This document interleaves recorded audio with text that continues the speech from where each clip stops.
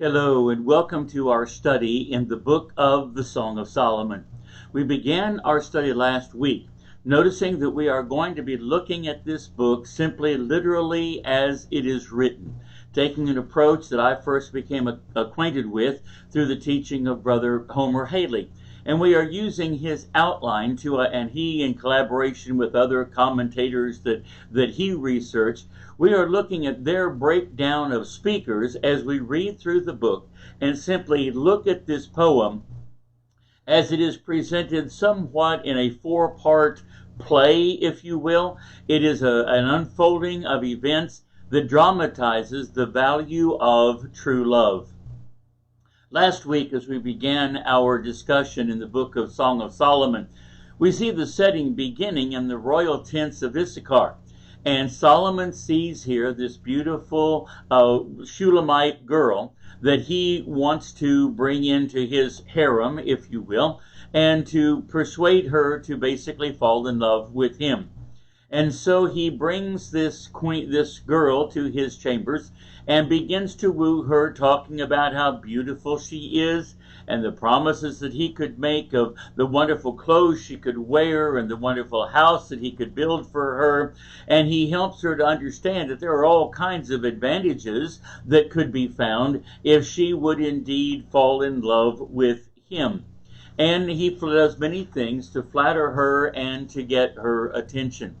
But throughout the entire discussion, every time there's any interlude of the action, her mind is going back to moments spent with her true love, a shepherd boy that she has now been separated from. And so what we see unfolding here in the book of the Song of Solomon is a love triangle, where the Shulamite girl is in love with a shepherd boy. But King Solomon has somewhat intervened in this, and he is trying to win the love of this maiden for himself. Now we got down to chapter 2 and moving down to about verse 7 as we were looking to this first illustration of Solomon's love, as in this second chapter he has talked to her about the advantages that he could give to her. And so this girl is now responding to this as we move into our text for today. We are in the second chapter of the Song of Solomon, beginning in verse 8. And this might be looked at as maybe scene 3 of this first set of interactions. And while she's listened to the king and she's been somewhat flattered by the things that he had to say, her thoughts are still somewhere else, as she is thinking about this shepherd boy that she loves. In chapter 2, beginning in verse 8, it says, "The voice of my beloved, behold, he cometh leaping upon the mountains and skipping upon the hills. My beloved is like a roe or a young hart. Behold, he standeth behind our wall. He looketh forth at the windows. He showeth himself through the lattice. My beloved spake, and said unto me, Rise up, my love, my fair one, and come away. For lo, the winter is past, and the rain is over and gone." As we look here to what's happening, the Shulamite woman is either remembering a past moment when she had this conversation with her love, she saw him coming and heard the things that he said, or there is the possibility that maybe he has actually crept up close to the royal tents and has actually been able to say something or get a message to this Shulamite. Or it is what she is dreaming that she wished would have happened with him. But nonetheless, she is focused upon this young man and her affections for him and how she hungered to hear the words that he had to say. Now, continuing on here in the latter part of verse 10 and going on down through verse 15, we find her focusing on the words that were spoken by her beloved. "Rise up, my love, my fair one, and come away. For lo, the winter is past, and the rain is over and gone. The flowers appear on the earth. The time of the singing of birds is come, and the voice of the turtle," and other translations say the turtle dove, "is heard in our land. The fig tree putteth forth her green figs, and the vines with the tender grape give a good smell.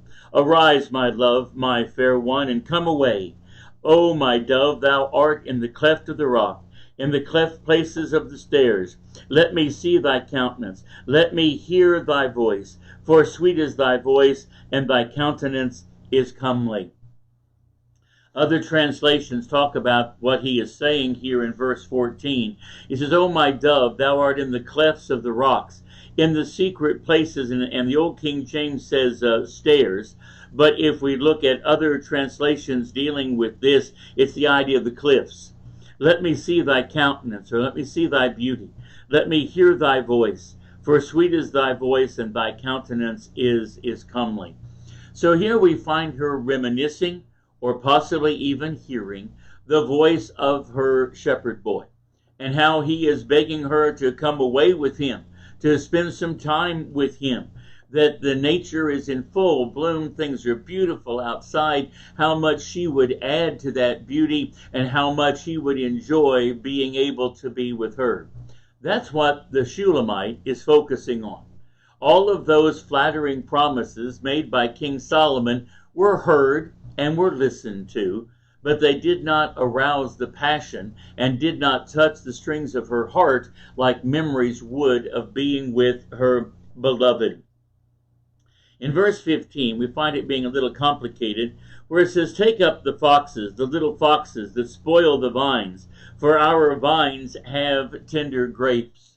The English Standard Version on this text says, Catch the foxes for us, the little foxes that spoil the vineyards, for our vineyards are in blossom. This might be a way in which the shepherd boy is kind of expressing his exasperation as to how their lives have become complicated with the intrusion of the king. You know, their lives were just beginning to blossom together. They were beginning to enjoy a wonderful level of romance, and now the king is kind of messing everything up.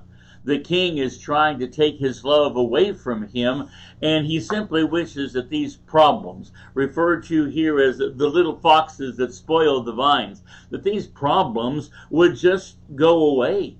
He realizes that this is their time. Their vines are just coming into bloom, and they have the tender grapes that are just maturing, and so their love is reaching a fever pitch. And now they have this complication from King Solomon with his wanting to win the affection of his lover. In verse 16, the Shulamite woman responds to all of this memory and possibly the words that she's heard. My beloved is mine, and I am his. He feedeth among the lilies, until the day break and the shadows flee away. Turn, my beloved, and be thou like a roe or a young hart upon the mountains of Bether, or upon the mountains of separation. You are separated from me. You are where you have to be, and I am where I have to be, the Shulamite is thinking. But still, she wants to think about what he's doing, that he's feeding the animals there on the mountainside, and that he's doing all of the work that she loves and adores about him. It's a simple lifestyle. It's common in the way in which it works, but as she looks about that lifestyle, it has great appeal to her. Here in the Common English Version, over in chapter 2, and beginning in verse 15, it says, I belong to my lover, and he belongs to me, the one grazing among the lilies. Before the day breeze blows and the shadows flee, turn about, my love, be like a gazelle or a young stag upon the jagged mountains. So she wants him to be free. She wants him to enjoy the blessings of his life. She realizes she's the complication in this, but all of that has been triggered by King Solomon. And so she's hoping that things are going to find a way to get worked out. And so this shows us where her love is. Solomon has not yet won her heart and won her affections. She still is dreaming of somebody else.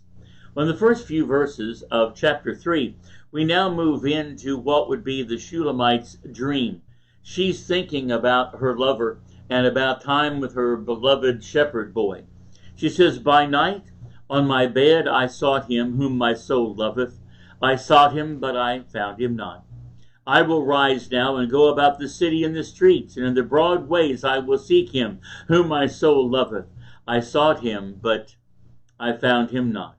The watchmen that go about the city found me, to whom I said, Saw ye him whom my soul loveth? It was but a little that I passed from them, but I found him whom my soul loveth. I held him and would not let him go, until I had brought him into my mother's house, into the chamber of her that conceived me. I charge you, O daughters of Jerusalem, by the roes and the hinds of the field, that you stir not up, nor awake my love, until he please. What's happening here is that she is dreaming about seeking the streets and finding her lover, being the one to go out looking for him, that she bumped into some watchmen while she was out looking for him. She's in her bed, she's engaged in a dream, and she sought him, but she found him not. Nothing worked out as she would have hoped that it would. But she winds up thinking about him nonetheless. Finally, in the ending, having a pleasant ending to her dream, as if they were able to be together, that she was able to bring him back to her mother's house and to be able to have some private time with him.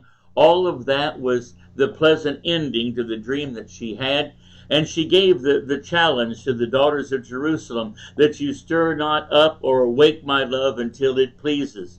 And she hopes basically here that Solomon will lose interest in her and that others will stay out of it, and eventually she'll be able to be reconciled to this lover that she cares so much about. So this takes us to the end of the first four scenes of what I call the first part, or the first act, of the Song of Solomon. In looking back in review, there's a few questions in our worksheet. Number one, what do you sense is the background of the Shulamite maiden? Well, she had talked about the darkness of her tan, how she had to work outside. It was as though some in her family actually didn't like her very much. So she's talking about her background as one who'd had kind of a rough, outdoorsy life in the vineyards.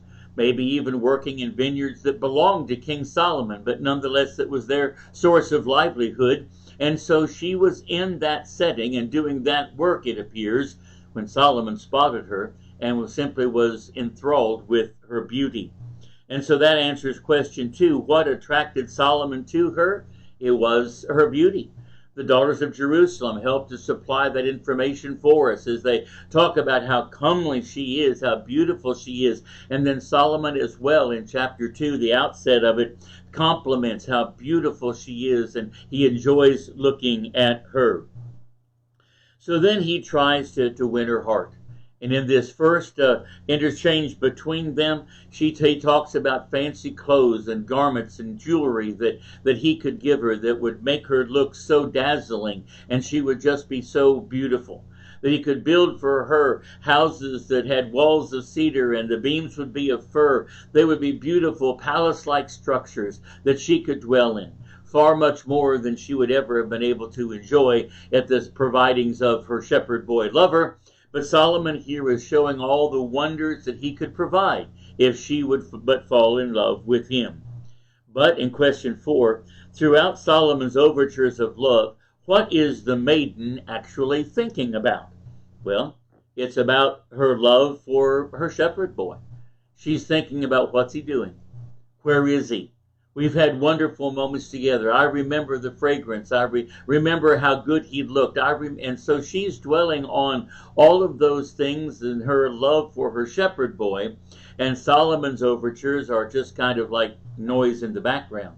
They haven't really turned her head. They haven't really brought her to falling in love with the king. In question 5, it says, what risky thing might the shepherd boy have done? There in the ending of chapter 2, we don't know exactly when those moments took place. When the shepherd boy came close, he spoke from behind the wall. He encouraged her to flee away with him. You know, it could have been a moment in the past, something that had happened back home. It could conceivably be that the shepherd boy had found his way close to the tent where she was staying there in the court of Solomon, and had tried to get her to be able to leave with him. But it was just too risky to do. We really, don't know. It just adds an element of intrigue and somewhat demonstrates just how passionate her shepherd boy lover is for her, that he's willing to take even such a risk to be able to see her and to talk to her, even though it's not the right thing for them to try and flee away together and become fugitives from the court of the king. And then in question 6, at the end of scene 4, what is the Shulamite hoping for? Well, at the end of this scene, she's saying that she basically hopes that she will be freed of King Solomon's interests at some point in time, that he will lose interest in her, that she will be able to be united with her shepherd boy and not be continuing in this situation where she currently finds herself. Now, as we move into the next section, the next set of verses in the 3rd chapter, we find now that the setting changes. They've been out in the country. They've been out near the vineyards. They've been out there where Solomon first meets this girl and brings her to his tent. But now they are returning to Jerusalem, with all the pageantry and all of the pomp and circumstance which goes with their coming back into the city. And so now they are back at the royal palace in Jerusalem, in a whole new setting from where they have been before. Now the Shulamite had a dream about being out and about and talking with the watchman and trying to find her lover, but the setting of that was the dream, and it could have taken place in any number of settings. But now we begin to see the response of the crowd as Solomon brings with honor this girl back home with him that he has met. Here in the 3rd chapter of the Song of Solomon, and in verse 6, there are a chorus of people who ask, "Who is this that cometh out of the wilderness like pillars of smoke, perfumed with myrrh and frankincense, and with all powders of the merchant?" Who is this beautiful girl that is riding up there with Solomon as they're coming back into town? And so in verse 7, you have one of the citizens speaking up and saying, "Behold his bed, which is Solomon's. 80 valiant men are about it, of the valiant of Israel." So here is somebody talking about what he sees as they are coming back into the city. And here are the massive tents and all of the provisions made. Even Solomon's bed is being carried back in by valiant men as they are returning from this trip they've made to the country. In verse 8, you have a second citizen that says, "They all hold swords, being experts in war. Every man hath his sword upon his thigh because of fear in the night." There's some admiration there for other members of Solomon's entourage, his bodyguard, the soldiers that are with him, those that are praised for their protection of the king and feared because of their skill in war. In questions 9 and 10, a third citizen speaks up and says, "King Solomon made himself a chariot of the wood of Lebanon. He made the pillars thereof of silver, the bottom thereof of gold, the covering of it of purple, amidst thereof being paved with love for the daughters of Jerusalem." Now they're talking about the chariot that Solomon's actually riding in and how grand and glorious it is. Probably made of cedar, which it talks about being made from the trees of Lebanon, that it certainly has got coverings of all sorts, silver and gold, and fancy cloth is upon it. It's like admiring a float in the Rose Parade or something. Here we talk about how intricate it is, how beautiful it is to the eye. And this citizen is remarking upon yet another part of this parade as Solomon is coming back into Jerusalem. And then the 3rd chapter ends with a chorus of people talking about this return. "Go forth, O ye daughters of Zion, and behold King Solomon with the crown wherewith his mother crowned him in the day of his espousals, and in the day of the gladness of his heart." Solomon is coming back, and just look at him. He's someone that the crowd's pleased to call their king, someone that they are proud of, and the people here are voicing their adoration of him.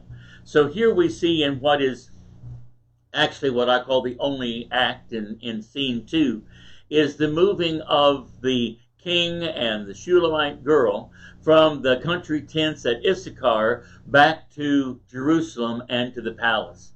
So now for the first time, this young lady is actually able to see the grandeur of Jerusalem, all of the crowd so adoring of the king, that she is being given special notice because she is by his side.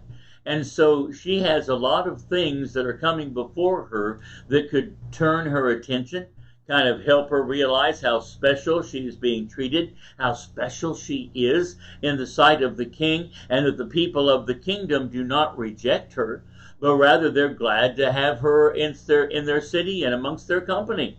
And so she's finding acceptance, she's finding all of these voices of approval, yet more and more subtle encouragements for her to build this relationship with Solomon and enjoy the fruits thereof. And so this is the great temptation that is facing her and love. Does she maintain her true love for her shepherd boy, remembering him, longing to be with him, or does she let those memories kind of fade?